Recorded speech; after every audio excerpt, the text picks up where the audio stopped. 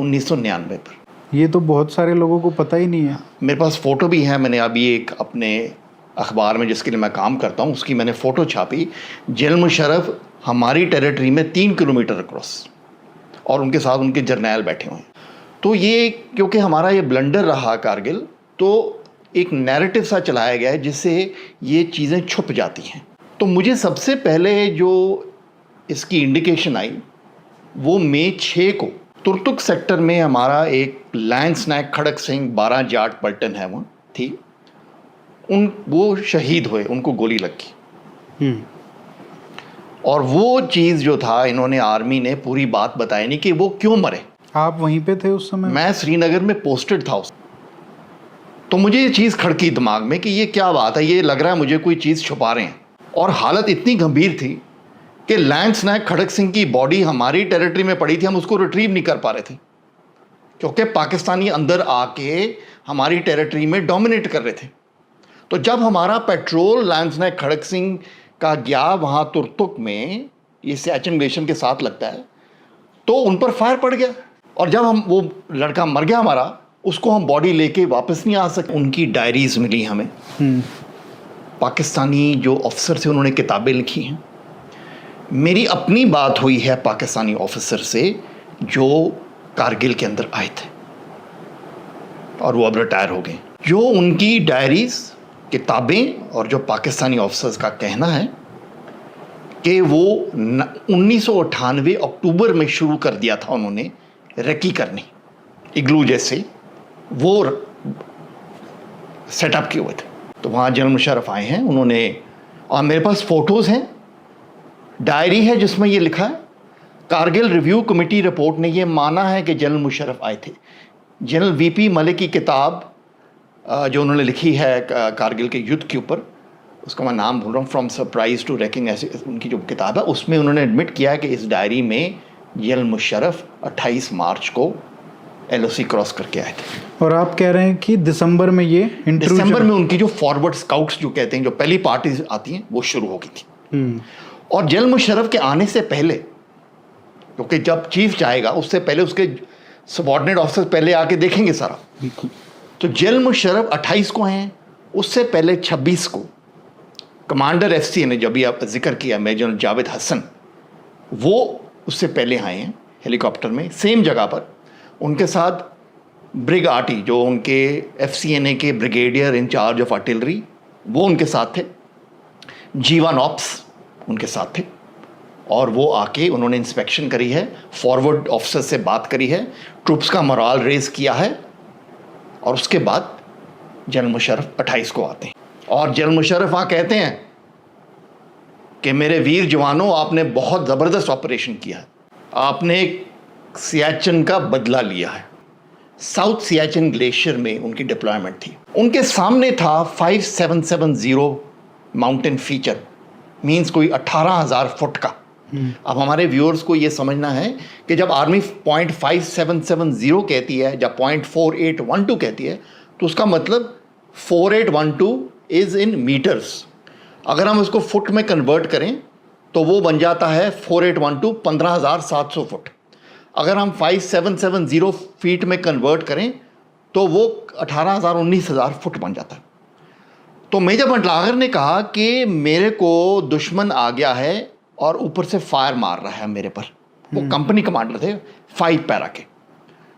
उन्होंने अपनी सिट्रेप, जो आर्मी में होता है, आप रिपोर्ट देते हो रोज़ शाम को हेडक्वार्टर को, अपने बटालियन को, बटालियन ब्रिगेड को देती है। ये पाकिस्तानी आगे हैं। ये जनवरी 99 की बात है। हम कहते हैं ना कि मई में डिटेक्ट हुआ है, ये जनवरी फरवरी 99 में उनकी सिचुएशन रिपोर्ट्स गई हैं जो रिकॉर्ड पर हैं। लेकिन हमारा ये हमारे से बहुत बड़ा ब्लंडर हुआ है कि हमने उनको सप्रेस किया, इग्नोर किया, और उससे हमने असेस नहीं किया कि दुश्मन अंदर आ गया है, इसका क्या मतलब। और दूसरा जो प्रॉब्लम पड़ी, एक I just come back to, कि हमने ये इंफॉर्मेशन नेबरिंग ब्रिगेड को नहीं बताई। सी, ये जहाँ 5770 है, ये LOC नहीं है, ये AGPL है, इसको कहते हैं एक्चुअल ग्राउंड पोजीशन लाइन। ये लाइन आपकी सियाचिन ग्लेशियर की लाइन है कि कहाँ आपका कंट्रोल है। तो जहाँ इंडिया की पोस्ट हैं उसको हम कहेंगे AGPL, actual ground position line. तो पाकिस्तानीज ने उनकी 3 नॉर्दर्न लाइट इन्फेंट्री के battalion under captain Taimur Malik and 11 other ranks, जिससे उनके जवान, उन्होंने आके AGPL के ऊपर क्रॉस करके 5770 पर अपनी पोस्ट बना ली। उसमें उन्होंने फाइबर ग्लास हट जमा लिया, राइट। तो एक पोस्ट उनकी यहाँ आ गई।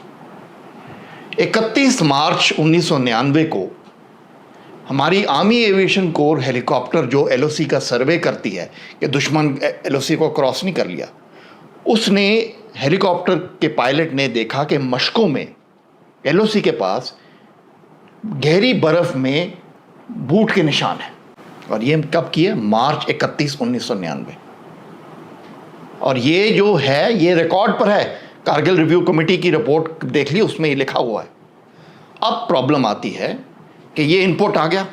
अब इस इनपुट को हम हायर कमांड जिसे कहते हैं, जो हमारे कोर कमांडर साहब हैं, डिविजनल कमांडर साहब हैं, आर्मी कमांडर साहब हैं नॉर्दर्न, उसको वो असेस कैसे करते हैं। तो उनकी ये समझ थी कि ये इस सर्दी में तो कोई आ नहीं सकता। अच्छा। ये कोई खच्चर खुच्चर लेके इधर उधर भटक रहा होगा, कोई गुज्जर बकरवाल इधर, तो ये ऐसे हो सकता है उन बूट्स में। हाँ, उस बूट्स पर, क्योंकि सर्दी में दुश्मन ये काम कर ही नहीं सकता। एग्जैक्टली उनके ये वर्ड से कि इस सर्दी में दुश्मन कैसे, पागल होगा जो ऐसे काम करेगा। तो ये तो पाकिस्तानियों को पता था कि ये ऐसे ही सोचेंगे। ये ऐसे ही सोचेंगे, बिल्कुल अरिहंत, आप बिल्कुल असेसमेंट ठीक कर लिया आपने। पाकिस्तानीज ने हमारी माइंडसेट को अच्छी तरह समझ लिया था। जो ये बोला जाता है कि हम we were caught by surprise, बार बार ये 25 साल से यही लाइन बोली जा रही है। लेकिन अगर आप इस जो आपने बताया मनीष भटनागर जी का हो, चाहे ये हेलीकॉप्टर से जो रेकी की गई उसका भी पता चला, हम ये भी नहीं कह सकते we were caught by surprise, we were wilfully ignorant. इसके लिए हम अगर इसको गहराई से समझें तो हम ये कहेंगे कि हमारे को इंडिकेटर्स थे, लेकिन हमने उन इंडिकेटर्स को ठीक से समझा नहीं। जिसे कहते हैं हमने एक करेक्ट लार्जर पिक्चर नहीं बनाई। अगर मेरे घर में एक दिन रात को कोई खिड़की की आवाज़ आती तोड़ने की, तो मैं कहता हूँ कुछ नहीं खास, ये कोई बिल्ली आई होगी, तो मैं उसको इग्नोर कर देता हूँ, उसको मैं जाके चेक नहीं करता ठीक से। 3 दिन के बाद चोर अंदर आ रहा था उसी खिड़की से, तो मैं सरप्राइज तो हो गया, लेकिन मुझे वार्निंग मिली थी। पर मैंने रात को उठ के या सुबह उठ के एफर्ट नहीं करी कि मैं जाके चेक करूं कि मेरी खिड़की में आवाज क्यों आई रात को। लेकिन दोस्तों ये है कारगिल का ब्लंडर जो भारत ने किया था। और दोस्तों पाकिस्तान पर जंग मुसल्लत की थी, पाकिस्तान ठोक कर अंदर घुस गया था, पाकिस्तान कारगिल में बहुत आगे तक घुस गया था। दोस्तों कारगिल के बारे में बता दूं कि ये लद्दाख इलाका है, लेह से पहले आता है। पाकिस्तान इस इलाके को बिल्कुल अपना मानता है। और दोस्तों ये इंडियन ऑक्युपाइड कश्मीर का ही हिस्सा है, जहाँ पर ये इंडियन ऑक्युपाइड कश्मीर लद्दाख से पठानकोट तक जाता है। पठानकोट के बेशुमार सारा का सारा इंडियन ऑक्युपाइड कश्मीर के पाकिस्तान का ही हिस्सा माना जाता है। कारगिल पाकिस्तान ने ले लिया था, वहाँ पर पूरी दोस्तों डिप्लॉयमेंट कर दी थी, पूरी चौकियां बना दी थी, लेकिन हमारी सियासी वजूहात की बना पर इसे फिर जाकर भारत को वापस कर दिया गया था। ये क्यों किया दोस्तों? ये बहुत बड़ा ब्लंडर है। जैसे इंडिया कहता है कि उन्होंने पाकिस्तान के 50 से 60 हजार कैदी बना दिए थे 1971 में, लेकिन जाकर मेज पर पाकिस्तान से वो हार गया था और पाकिस्तान के कैदी भी वापस कर दिए, हलाके भी वापस कर दिए। इसी तरह पाकिस्तान ये कहता है कि हमने कारगिल वापस इंडिया को कर दिया और हम टेबल पर आकर कारगिल हार गए, लेकिन हमारी आर्मी के जवानों ने कारगिल जीत लिया था। और दोस्तों जब वापसी हुई तो फिर पाकिस्तान की कैजुअलिटीज भी बहुत ज्यादा हुई, क्योंकि जब आप पोस्टें छोड़कर वापस आ रहे थे तो जितने भी पहाड़ों की चोटियां थी उन सब पर भारत ने कब्जा करके बहुत बड़ी गोला बारूद बरसाया, जिसकी वजह से पाकिस्तान के आर्मी के जवान लातादाद दोस्तों इतने ज्यादा शहीद हो गए थे। लेकिन पाकिस्तान ने भारत में घुसकर बहुत बड़ा कारनामा किया था। जनरल मुशर्रफ वहाँ पर एक दिन रहे थे दोस्तों, अपने जर्नल्स के साथ वो जाकर वहाँ पर रहे और ये कहते हैं कि इन्होंने उसकी तस्वीर भी खींची थी, जो दोस्तों इस वीडियो में आपने देखी होगी कि जनरल परवेज मुशर्रफ अपने जर्नल्स के साथ वहाँ पर मौजूद दिखाई दे रहे हैं। तो ये पाकिस्तान की कामयाबी थी, लेकिन पाकिस्तान ने टेबल पर कारगिल को हार दिया था। और दोस्तों उसी के बाद पाकिस्तान के अंदर के हालात में आपको नहीं बताने वाला कि एक मार्शल लॉ लग गया, फिर हालात ज्यादा खराब हो गए, कारगिल पाकिस्तान जीत गया था और मेज पर हार गया था, हकीकत है।